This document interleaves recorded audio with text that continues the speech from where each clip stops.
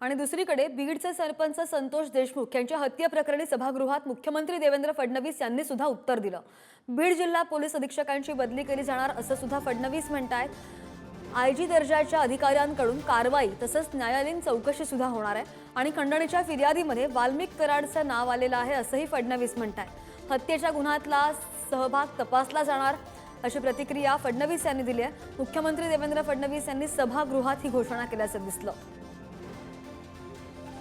हा जो काही गुन्हा घडलाय याचा मास्टरमाइंड कोणीही असला तरी त्याच्यावर कारवाई केलीच जाईल।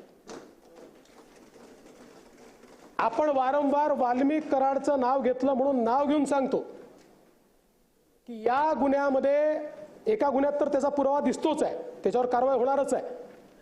पण याही गुन्ह्यामध्ये जर वाल्मिक कराड बद्दलचे पुरावे असतील तर तो कोण आहे, कुठल्या पक्षाचा आहे, कोणाकोणासोबत फोटो आहे, सगळ्यांसोबतच आहे।